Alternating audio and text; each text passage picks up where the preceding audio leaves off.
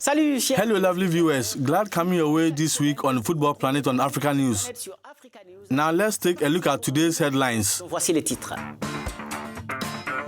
2019 Women's World Cup. African nations on the brink of elimination. It will take a win for South Africa and Cameroon and hope for a miracle, while a draw would be enough for Nigeria. We will be back to this struggle of women equality with Ugandan international Sseninde.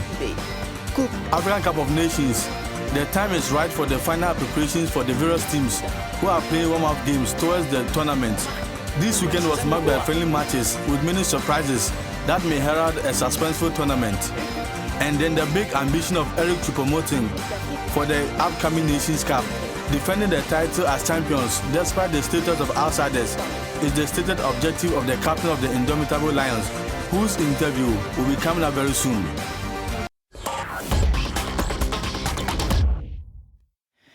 Welcome to Football Planet. The tournament was eagerly awaited with great enthusiasm by Africans. The Women's World Cup is getting more complicated for the continent's representatives. After 2 defeats, South Africa and Cameroon are back against the wall and can only count on a miracle to reach the next round. They will have to win their last games and hope to be in the top 4 third places. Nigeria, on the other hand, only need a draw against France to confirm their qualification after beating South Korea. En battant la Corée du Sud lors de la 2e journée. Women's football, which is attracting more and more young girls on the continent. This is the case in Nigeria, where the success of the national women's team is a dream come true in football schools, as you see in this report by Ronald Kato and Ruth Lago. These young ladies have big dreams. They want to become football stars. They want to feature for the Super Falcons, Nigeria's national women's team, so they listen to instructions and work hard. They want to conquer women's football. They go to Emmanuel Queen's Women's Football Academy. The school is run by Emmanuel Edet, a veteran football coach. Women's football in Nigeria is still struggling for acceptance. Women's football in Nigeria, first of all, beginning from the grassroots, it has to do with parents releasing the children. You know, these are not boys, these are girls. Believing that a female child can play football. The girls are fully aware of the odds in their way, but remain unwavering in their quest for success. My dad and my mom support me in playing football because they see that football is in me. Nigeria is playing at the Women's World Cup in France. The Super Falcons lost their opening match to Norway, but salvaged a win against South Korea. Behind this craze lies a great frustration, the unequal treatment of women compared to men, an injustice that women are determined to fight. On the line to speak on this issue from the UK is Ugandan international Sseninde. Thank you for agreeing to speak to us, Jean. So does this fight inspire you to break down the barriers of inequality that separate women from men? I think it's going to be challenging. It's not going to be easy because obviously, as they always said, the men's game brings in more money than the women's game. So I know it's going to be tough, but I think with time we'll be able to succeed because I think there have been a few changes that have been made already. So I think we're on the right path.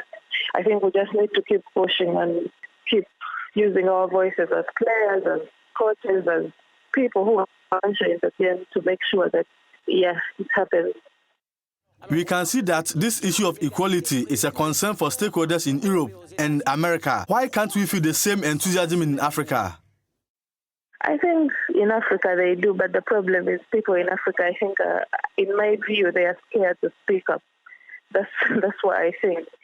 While in Europe, people are not scared to use their voices because no one is going to do anything to them. So I think every woman who is playing football would love to have equal pay. They would love to see equality in the game because we all do the same things just like the men. But I think people are not bold enough to come out and speak up.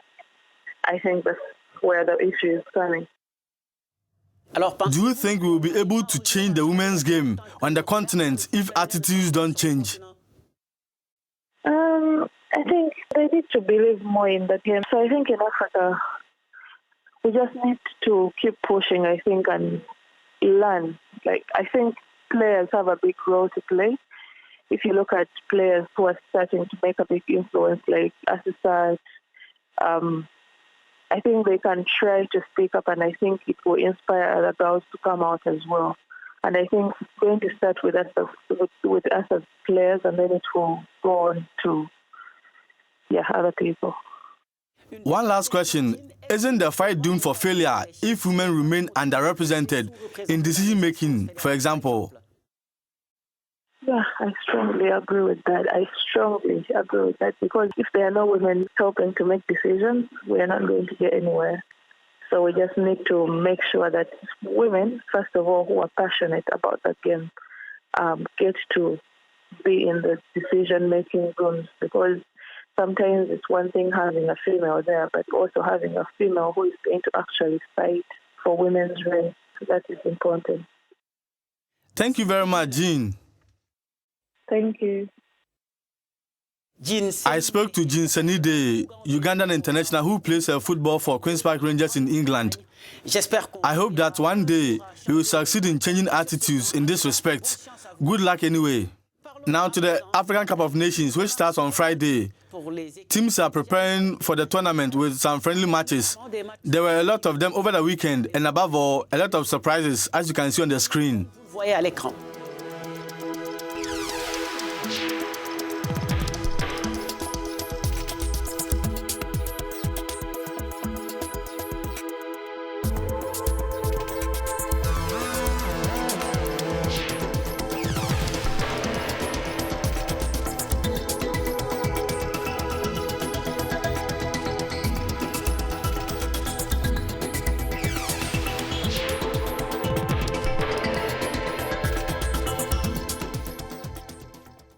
So many surprises in these preparatory matches. Perhaps the sign of an equally surprising CAN, a tournament that Cameroon approaches with championship ambitions, as explained to us in this exclusive interview by the captain of the Indomitable Lions, Eric Choupo-Moting. Here's it. Cameroon, our goal is clear. It is to advance from the group. After that, I'm very happy to play against Ghana because my wife is from Ghana and I've never played against them. So it's going to be the first time for me. They always have a good team. It's not going to be easy for the other two teams. It's not going to be easy. Benin, they qualified at the last moment against Togo. Yes, to the last day, but it does not go. Yes, all the groups are very interesting. Oui, tous les groupes sont très intéressants. Et toute dernière question, au Cameroun. And last question, Cameroon are title holders. We can clearly say that the goal is the final victory. What is your ambition precisely in this competition? D'aller le plus loin possible. Go as far as possible. I don't want to say that we are favorites or that one team is favorite because there are many teams that are favorites. There's Senegal, which is very, very strong for me, Egypt, even Algeria and Morocco. But we too are very strong and anything is possible. So yes, go as far as possible. Donc, d'aller le plus loin possible. The Cameroonian striker has faith in his teammates. For him, Cameroon has the means to repeat the feat they achieved 2 years ago. Les forces, on a des bons joueurs. On a déjà, si tu regardes. The forces, we have good players. Already, if you look at each player, we have very good men. Everyone plays an important role for the team. After all, the atmosphere in the team is great. Throughout the season, we thought we were playing at home, but still we took every game seriously. During the qualifiers, thankfully. And we saw it at the end. It was hard because we had to win against the Comoros, and we did it. There are good things because there is no easy match in Africa. For me, there are not many things that have changed. Frankly, I try to help the younger ones, to bring my experience. After all, I know my qualities. The coach and the team know my qualities too. Of course, it's a little more responsibility with the armband. But I've always said it's us all together that must make the difference, not just a single player. Moi, je le dis toujours, c'est nous tous ensemble qui doivent faire la différence et pas seulement un joueur. In any case, I know that in Yaoundé and Douala, people are dreaming big as the Nations Cup commences. which will perhaps allow CAF to have a little peace after the controversies of these past weeks. Problems to be managed with a lot of intelligence to mitigate the shock. This is the opinion of Sseninde Ongone, a sports marketing specialist. If there is one piece of advice I should give to CAF, it would simply be to keep a low profile, especially the president of CAF, because you know today the image of the president of CAF is very similar to the institution that is now the Confederation of African Football. I think CAF should put more emphasis on communicating its competitions, the most important of which will start in a few days' time in Egypt. So CAF should focus more on communication around these competitions and avoid corporate communication and communication around its president Ahmad, because it must be said that at the moment it is clear that there is no unanimity. From Sseninde Ongone, CAF consultant in marketing and sports management.